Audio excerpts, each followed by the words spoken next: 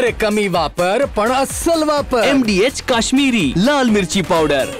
MDH राज्यामध्ये मृद व जलसंधारण विभागाच्या माध्यमातून अतिशय महत्त्वपूर्ण कामे या ठिकाणी चालू आहे।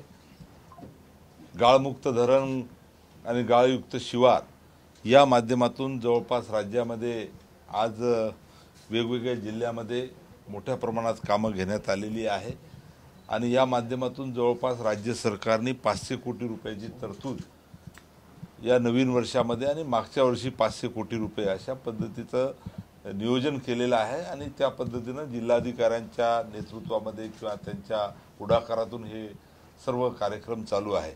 जलयुक्त शिवारच्या माध्यमातून सुद्धा राज्यामध्ये मोठ्या प्रमाणात नवीन कामं घेण्यात आलेली आहे।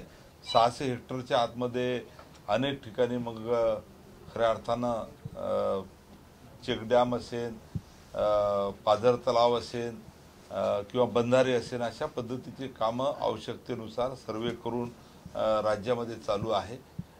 नाला सरळीकरण आणि त्यावर बांध टाकण्याचं सुद्धा काम या ठिकाणी चालू आहे आणि अशा माध्यमातून जलयुक्त शिवाराच्या माध्यमातून जलसंधारणाचे परिणाम सुद्धा राज्यामध्ये अतिशय चांगले दिसून आलेले आहेत आणि त्यामुळे या ठिकाणी पूर्ण राज्यामध्ये ही योजना परत चालू ठेवण्याचा निर्णय कॅबिनेटमध्ये माननीय मुख्यमंत्र्यांच्या उपस्थितीमध्ये झालेला आहे आणि जलसंधारण विभागाला राज्य सरकारकडून तर निधी या ठिकाणी उपलब्ध आहेत, परंतु केंद्र सरकारने सुद्धा या ठिकाणी PMKSY च्या माध्यमातून मोठ्या प्रमाणात निधी उपलब्ध करून दिलेला आहे आणि त्याचा या ठिकाणी DPR तयार करून आम्ही केंद्र सरकारकडे सुद्धा सादर केलेला आहे आणि त्याला सुद्धा मंजुरी मिळालेली आहे। सर, दिल्ली सरकारने आणि मुंबईतही काही ठिकाणी असे पोस्टर्स बघितले की पाणी जपून वापरा, भविष्यात पाणी हे पेट्रोल पंपावर मिळू शकतं, कसं बघता तुम्ही या गोष्टी? नक्कीच पाणी आणि माती याचं संरक्षण केल्याशिवाय उद्या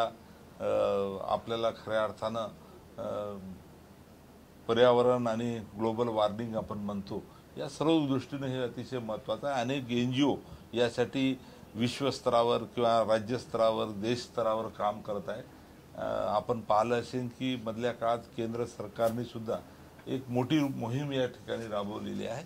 मग मातीचं आणि पाण्याचं महत्त्व हे भावी पिढीला सुद्धा कळलं पाहिजे, लोकांना कळलं पाहिजे आणि याच्यासाठी राज्य सरकारने सुद्धा वेगवेगळे अभियान या ठिकाणी चालवलेले आहेत। खरं तर जलसंधारण हे भविष्यासाठी खूप महत्त्वाचं आहे, यासाठी खूप मोठा निधी पण मिळायला पाहिजे, परंतु जे काय आपल्यासारखे मंत्री काम करतात मात्र इतर मंत्री आणि इतर जे काय नेते आहेत हे राजकारणात व्यस्त असतात, पाहिजे तसं प्राधान्य मिळत नाही। जलसंधारणाच्या माध्यमातून या ठिकाणी अतिशय चांगलं काम राज्यामध्ये चालू आहे। या खात्याची जबाबदारी माननीय मुख्यमंत्र्यांनी किंवा आमचे नेते सन्माननीय एकनाथरावजी शिंदे साहेबांनी माझ्यावर दिल्यानंतर अनेक राज्यातले जे काही डॅम आहे जलसंधारण विभागामध्ये खरं तर विदर्भाचा जर आपण विचार केला तर छोटे मामा तलाव पूर्व विदर्भामध्ये मोठ्या प्रमाणात आहे। या सर्व मामा तलाव हे ब्रिटिशकालीन किंवा त्याच्या अगोदरपासून अस्तित्वात आहे। याची दुरुस्ती करण्याचा एक धडक कार्यक्रम आम्ही घेतला आणि जवळपास 1200 कोटी रुपयाचं प्रशासकीय मान्यता या सर्व गोंदिया असेल, गडचिरोली असेल, भंडारा असेल, नागपूर असेल, वर्धा असेल, चंद्रपूर असेल या सर्व जिल्ह्यामध्ये या मामा तलावाचा एक दुरुस्तीचा कार्यक्रम आम्ही हातात घेतला। विदर्भामध्ये बुलढाणा, यवतमाळ, वाशिम, अकोला आणि अमरावती या जिल्ह्यामध्ये जे काही 600 हेक्टरच्या आतमधले तलाव आमच्या जलसंधारण विभागाचे आहेत, या सर्व तलाव थोडासा मॅनपॉवर आमच्याजवळ कमी असल्यामुळे या शेवटच्या टोकापर्यंत टेलपर्यंत पाणी पोहोचत नव्हतं आणि मग अनेक वेळा कॅनल्समध्ये झुडपं वाढून जातात, झाडं वाढून जातात, नेहमी त्याच्यात दुरुस्तीला पैसे द्यावं लागत होते आणि म्हणून या पूर्व विदर्भात जसा आम्ही निर्णय घेतला तसा पश्चिम विदर्भात या ठिकाणी जवळपास 1700 कोटी रुपये हे सर्व कॅनल्स PDNच्या माध्यमातून म्हणजे पाईपलाईनच्या माध्यमातून या सर्व कॅनलमध्ये ती पाणी पोहोचण्याची व्यवस्था करायची, म्हणजे शेवटच्या शेतकऱ्याच्या शेतापर्यंत त्याच्या बांधापर्यंत हे पाणी कसं देता येईल अशा पद्धतीचं नियोजन या ठिकाणी आमच्या विभागाने केलेलं आहे।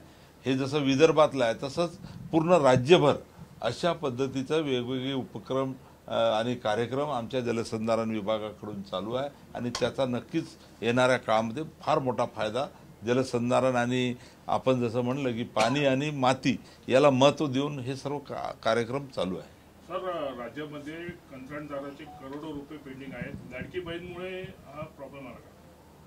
असं म्हणता येणार नाही, कारण शासनाकडे कामं केल्या जाते का बिलं मिळत राहतात, ही प्रक्रिया अनेक वर्षापासून चालू आहे. मला तरी असं वाटतं की राज्य शासनाने ज्या काही योजना माननीय मुख्यमंत्री आता असेल, पूर्वीचे आमचे नेते एकनाथरावजी शिंदे साहेब असेल, हे सर्व या ठिकाणी अंदाज घेऊन त्या पद्धतीचं सरकारचं तिजोरीचा अंदाज घेऊनच या ठिकाणी योजना आणलेल्या आहेत. आणि म्हणून माझ्या माहितीनुसार कुठेही कोणती कामं थांबलेली नाही. मोठ्या प्रमाणात या ठिकाणी नवीन योजनाही येत आहे, जुन्या योजनेला या ठिकाणी निधी उपलब्ध आहे आणि या माध्यमातून सर्व वेगवेगळ्या खात्याचे कामं सुरू आहेत. चंद्रशेखर बावनकुळे म्हणतात की 2034 पर्यंत देवेंद्र फडणवीसच मुख्यमंत्री राहतील, कसं पाहता? आता त्यांनी या ठिकाणी काय म्हटलं याचं सविस्तर आम्ही पूर्ण माहिती घेतो, त्याच्यानंतर आमचे पक्षाचे नेते सन्माननीय गुलाबरावजी पाटील साहेब हे या संदर्भात पक्षाची भूमिका जाहीर करतील.